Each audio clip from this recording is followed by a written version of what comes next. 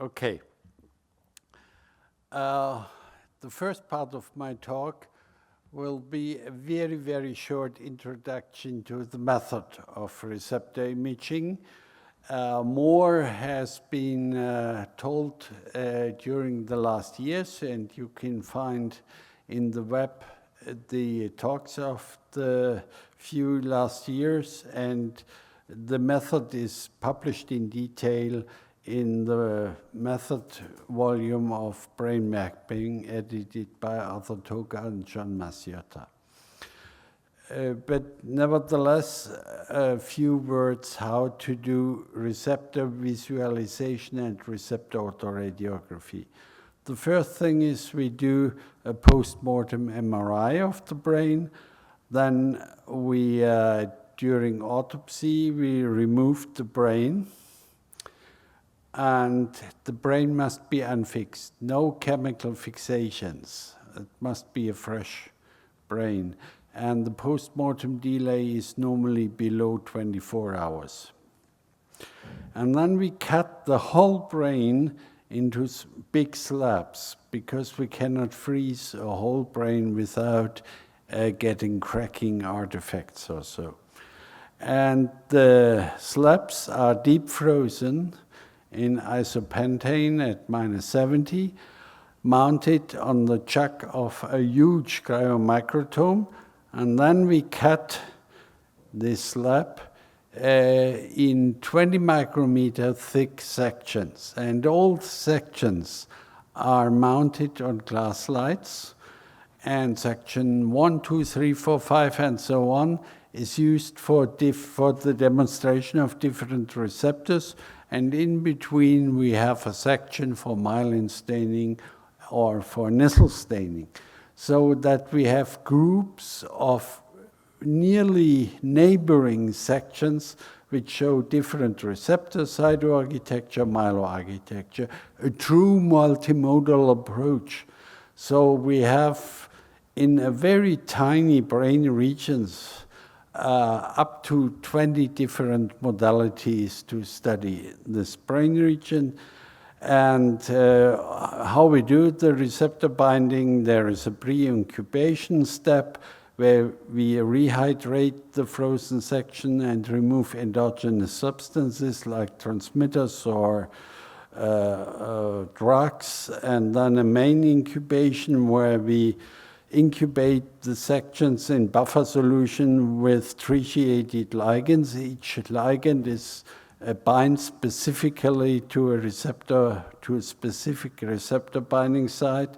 Then we have a washing step where we terminate the binding procedure and eliminate surplus of the ligand and of buffer salts. Then we expose the section to film, to tritium-sensitive films for months. And after months, we can develop the film and digitize the film. And we did the exposition together with radioactive scales of known radioactivity concentration, so we can linearize the gray value film image to a real image in which the gray value is linearly correlated with the radioactivity. And we can do histological staining of the alternating sections to do cyto and myeloarchitecture.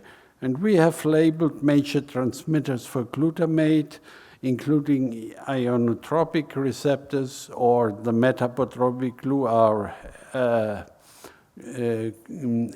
M23 receptor.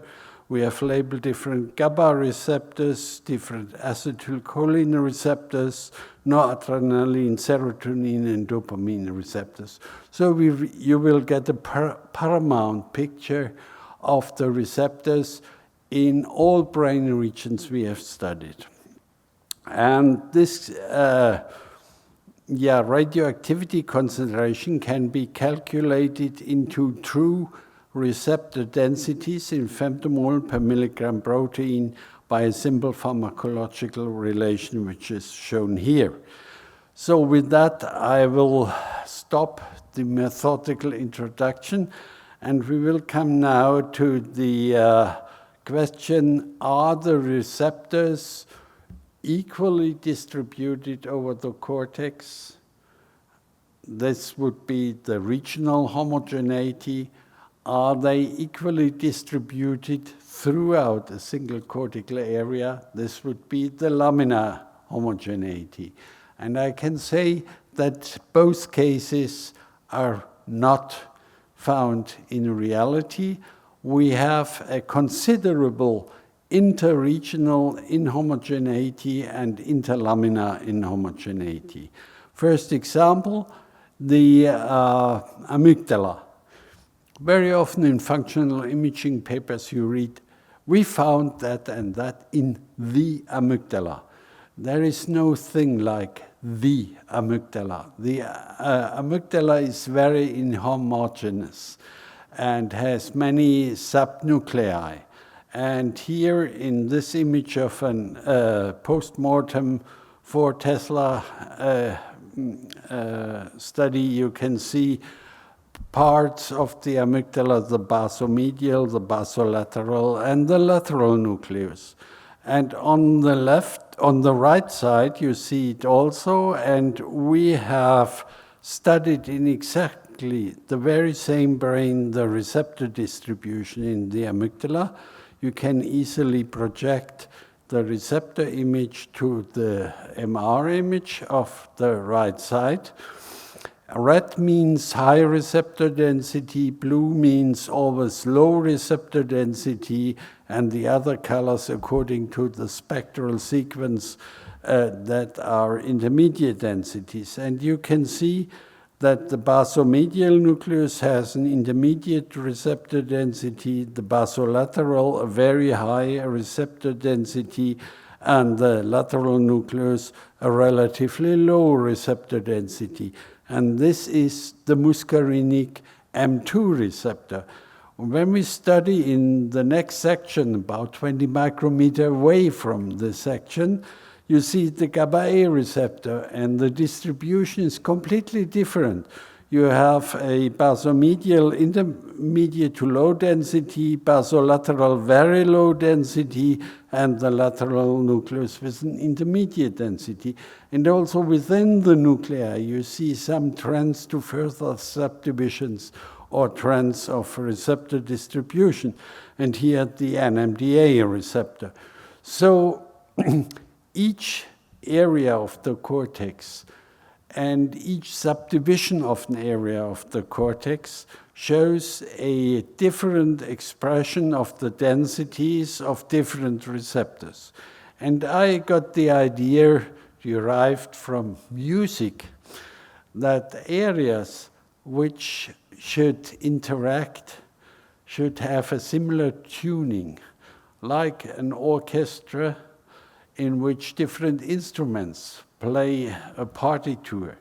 They must have tuned, and tuning of receptors means balance between the receptor densities. So we try to understand how multiple receptors are balanced in each area and in each layer of the cortex.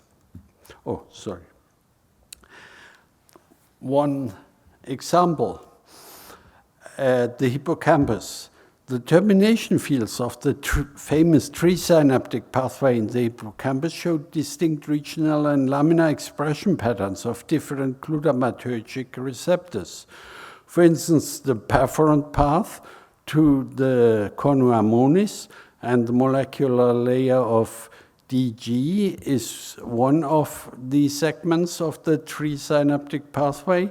Then we have the mossy fibers from DG to CA3 and the Schaffer collaterals from CA3 to CA1. And now let's see the different areas of the hippocampus. Here you have the AMPA receptor, and we have a high density of the AMPA receptor in the molecular layer of the dentate, and a high density in all the cornu ammonis regions of the hippocampus. Here you see the NMDA receptor, high density in cono-ammonis regions, but not in this region, which is the CA3 region of the hippocampus, and also in the molecular layer, but not in the complete molecular layer, only in a small segment. And now, most surprising, we have the kainate receptor, and this receptor selectively labels the mossy fibers ending up in the CA3 region of the hippocampus. So you can see that the different receptors label different functional components of one functional system. And here another example, the primary visual cortex in the human brain. And you see on the right side the marline stained section, and you can easily recognize the Gennari stripe, and the Gennari stripe stops here and here. And V1 is hit a second time, and the Gennari stripe stops here and here. And you see the correlated expression of a high density of the muscarinic M2 receptor labeling the primary visual cortex. And other cortical areas have lower or even lower expressions of this receptor, and you see that the receptor labels different layers of the cortex. And the last example, which I have shown frequently on the left side, the human brain with high density of the M2 receptor in the primary visual cortex and only in area 3B of the somatosensory cortex, and a very, very high density in the primary auditory cortex here. Heschel gyrus, you can see the Heschel gyrus and the very high density. And the question is this an evolutionary old and conservative feature of the cortex?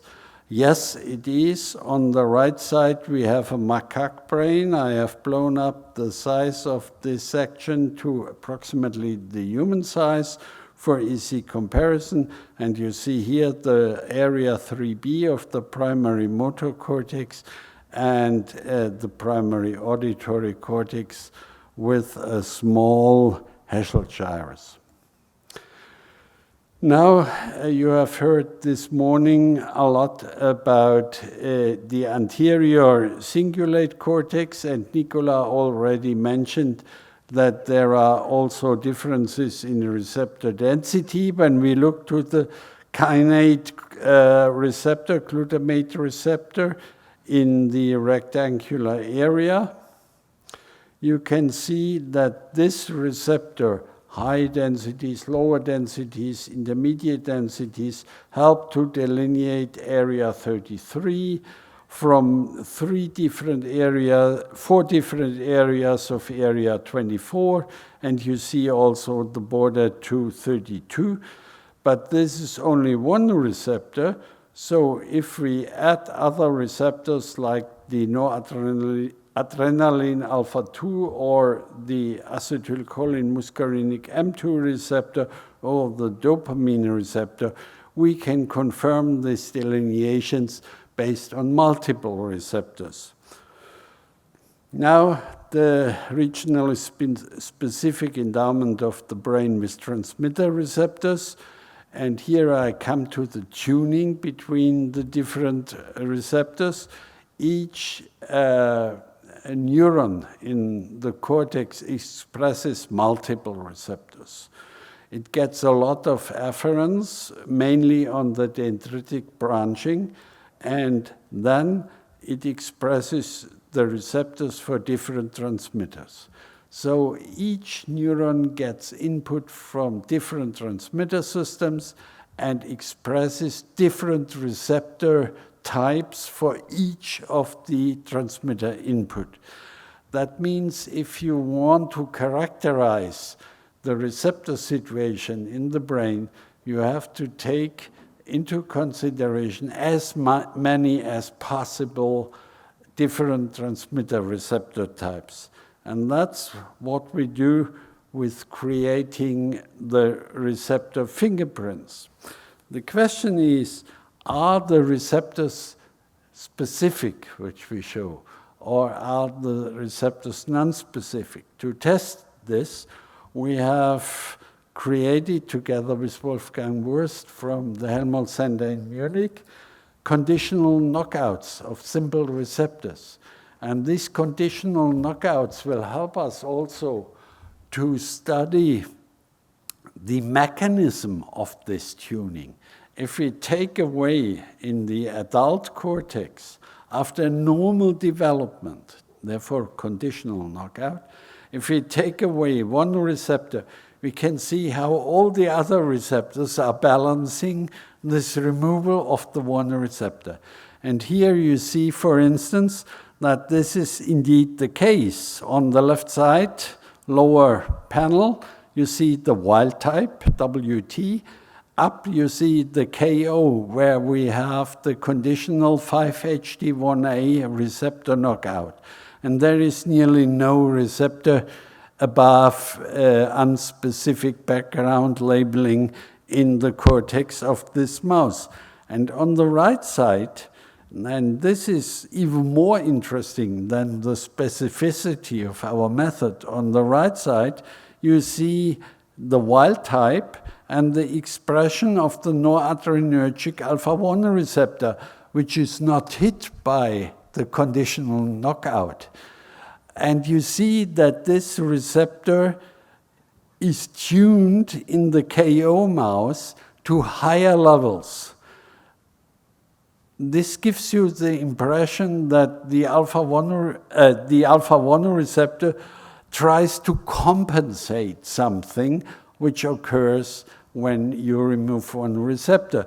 So this made us very, very sure that the fingerprint approach, where we study the balance between receptor, is an important functional aspect of receptors.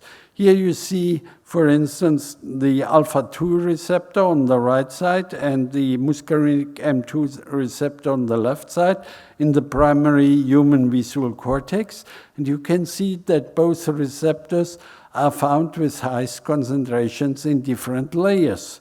And we can extend this to multiple other receptors in the visual cortex. Some receptors are very low in their density, like AMPA receptors. Other receptors are quite high, like the GABA-A receptor. And when we analyze the receptor densities in each of the cortical areas, we average first the receptor density over all layers, and we call this aerial fingerprint, in contrast to laminar fingerprints. You see here aerial fingerprints of the primary somatosensory, of the primary motor, of the primary auditory, primary visual cortex, and of two early visual areas, V2 and an area V3. What you can really state is that the shape of these receptors is different, and that the size of the receptors is different. For instance, the area covered by different receptors in the primary somatosensory cortex is much larger than the area covered by the primary motor cortex. And when you go into the literature and look for synapses and synapse counting, you will find that the motor cortex has less synapses than the primary somatosensory cortex. This is not surprising, since most of the receptors we demonstrate are synaptic receptors. There are also some extrasynaptic receptors, but most of them are synaptic receptors. And the second important point is that the shape of the fingerprint between 3B, primary somatosensory, 41, primary auditory, and V1 is different. So the shape of the receptor fingerprints tell us something about functional segregation, because these are different functional systems. And then we can, for instance, map the receptors to the brains as we have mapped the cytoarchitecture to the brains. We can, for instance, define two different extrastriate, higher extrastriate visual areas, FG1 and FG2. Sorry for the mistyping. In the brackets up there, it should be FG1 and FG2. And as have been shown by the following speaker, by Kalanit and by Kevin and others, and in the collaboration with us, is that these FG1 and FG2 are important areas regarding FG2, for instance, for face recognition. When we use the fingerprints, here the fingerprints of FG1 and FG2, and do a hierarchical cluster analysis, the interesting thing is that the primary visual cortex is on the branch of its own.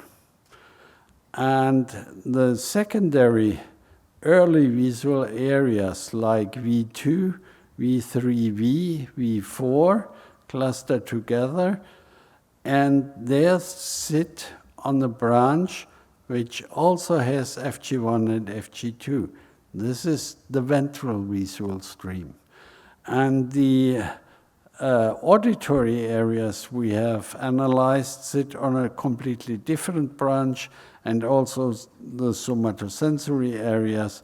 And the most remote area regarding the fingerprints is the motor area in this study.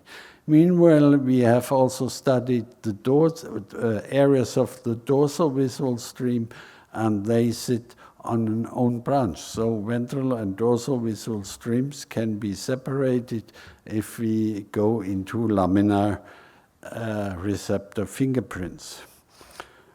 Now we studied the laminar receptor fingerprints. Here are small parts of the cortical areas showing you the high heterogeneity of receptor expression regarding the different cortical layers. At higher magnification, you can see it for the GABA-B receptor or the benzodiazepine binding sites of the GABA-A receptor in FG1 on the left and FG2 on the right.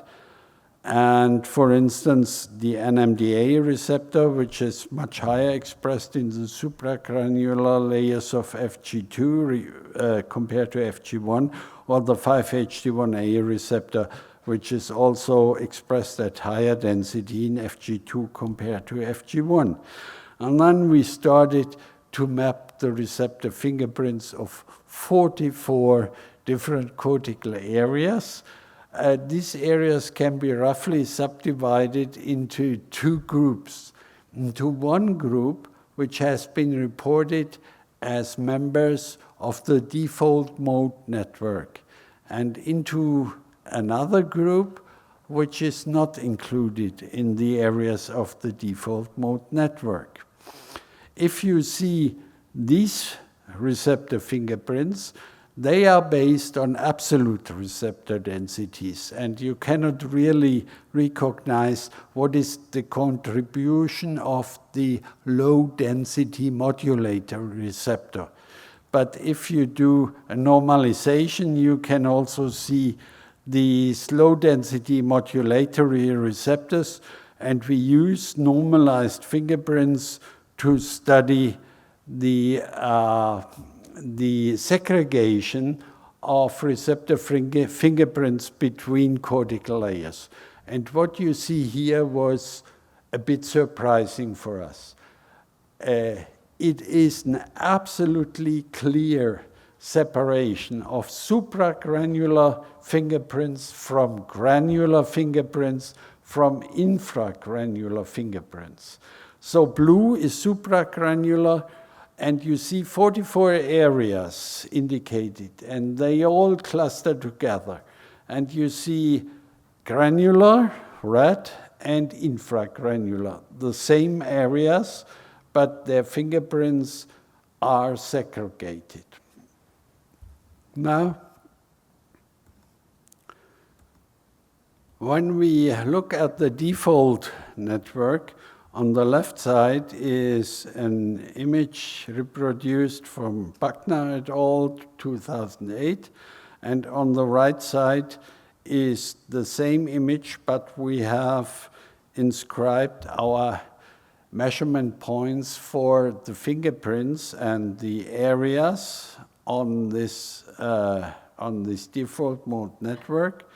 And then when we study the default mode network and the fingerprints with a principal component analysis of receptor densities, then we can see that the areas belonging to the default mode network clearly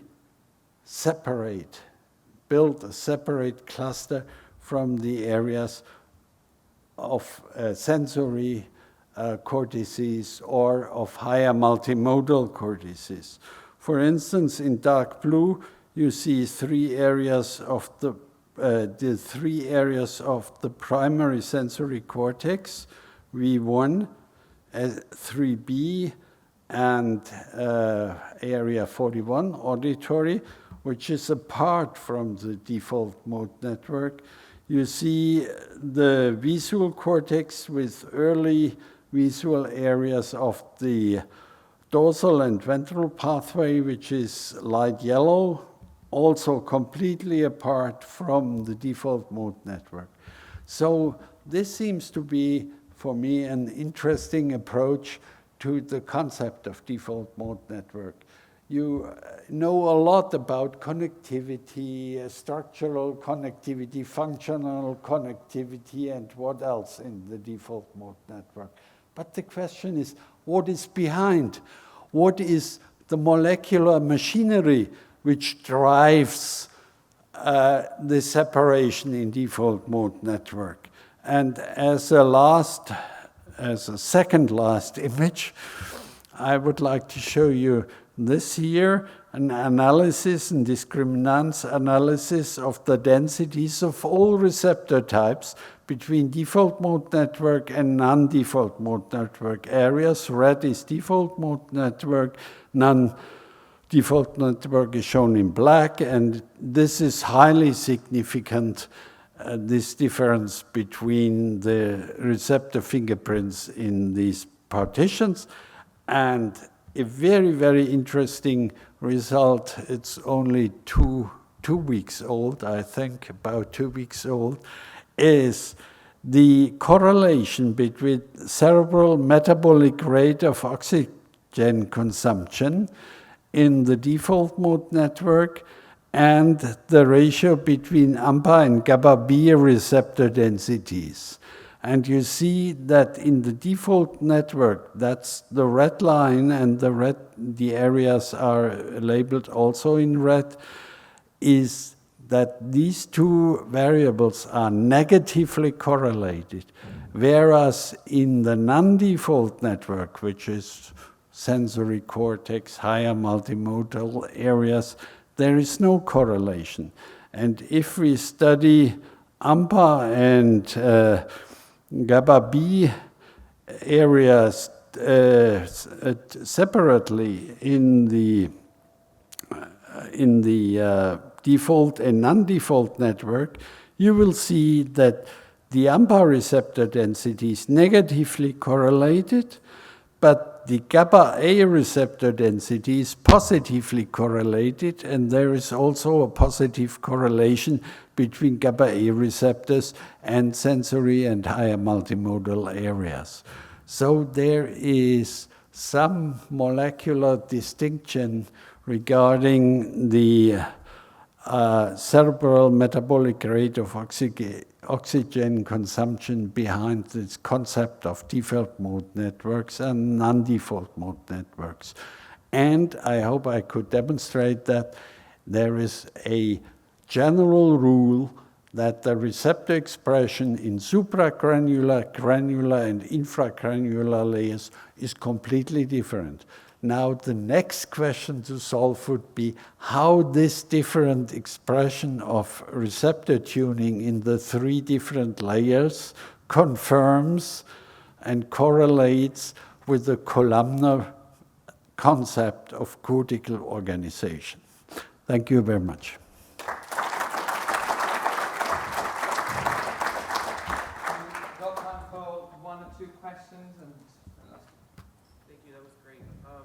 So as a student, I've always remembered, or perhaps misremembered, that AMPA and glutamate are the primary form of information transmission in the brain, and I was surprised to see that AMPA wasn't very prevalent on any of the fingerprints. And so is the idea that AMPA is the predominant receptor in the brain a misconception I should rid myself of? Or what was not prominent? I couldn't hear it. Oh, the AMPA receptor. I always assumed that AMPA, yeah, since glutamate is so predominant in neuronal transmission, I was surprised to see that AMPA receptor was so low.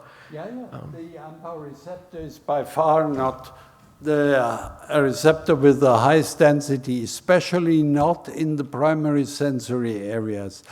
What has a very, very high density of the glutamate receptors is the metabotropic GluR2-3 receptor.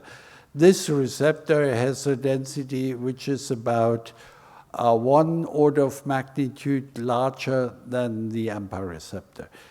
I mean, our focus on the AMPA receptor is driven by electrophysiology, because this receptor is one of the main examples in electrophysiology. You have immediately a postsynaptic excitation and so on. But the pure number of receptors or density of receptors is not so overwhelming.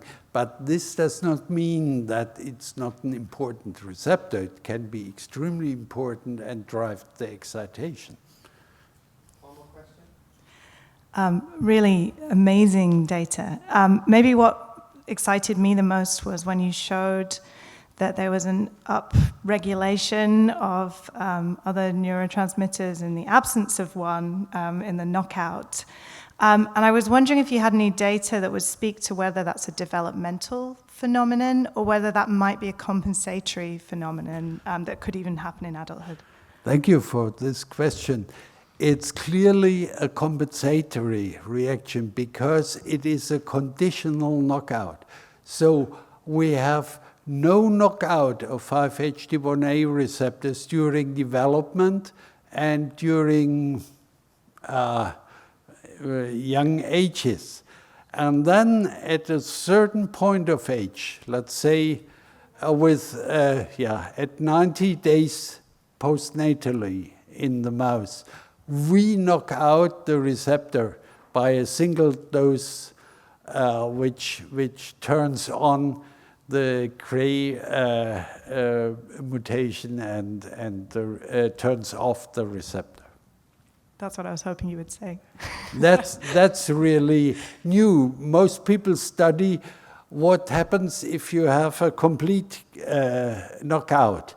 But this is problematic because during development, 5-HT1A is extremely important for normal development. So you have already developmental compensations, changes, and whatever.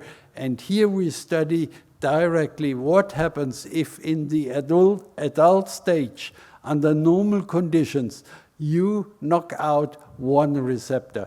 And is there any interaction? And I think this is the first time that this could be shown. There is an interaction, and our concept of, I said, balance between the receptors of fingerprints is now based on a finding which shows that the receptors really interact.